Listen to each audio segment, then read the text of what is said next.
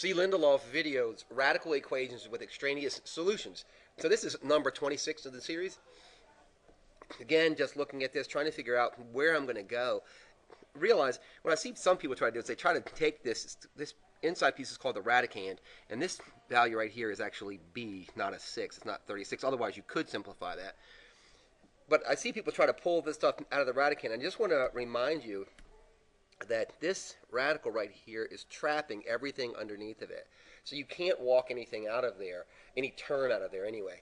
So what we are going to do is keep in mind that a square root is a square root. We just don't put an index in it usually. So to get rid of this square root, we have to square this whole thing. And when we do, remember algebra, we have to square both sides. Whatever we do to one side, we have to do the other one. And what I want you to understand is that when you square this, you actually get rid of this radicand. So we get b minus 6. Remember, b minus 6 is not b squared minus 6 squared. It's b minus 6 times b minus 6.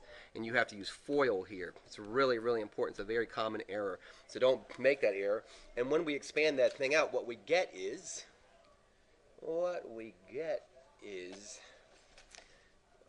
b squared minus 12b plus 36 is equal to, remember when we square the square root goes away, so we just get 18 minus 3b.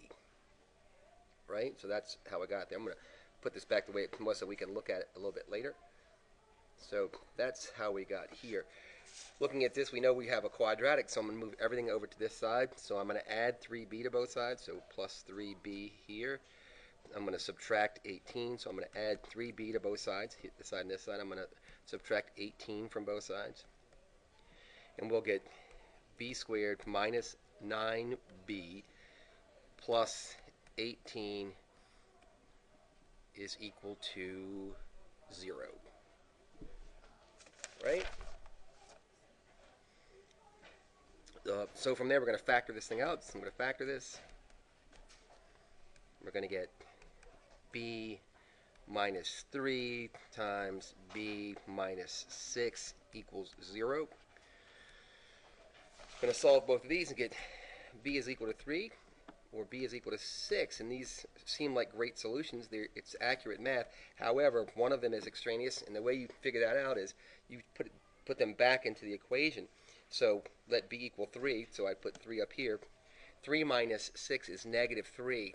And negative 3 can't be the square root of this because when we do radical functions, we take principal roots. That means positive roots only. So it cannot equal 3.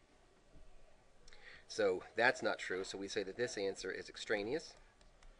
It is extraneous. And then we try this one. And 6 minus 6 is 0. And 18 minus 18 is 0, and the square root of 0 is actually perfectly 0, so our answer is b is equal to 6 is our real solution. Alright, so I hope this was helpful. If you have any comments, please make them, and if you haven't already subscribed, please do.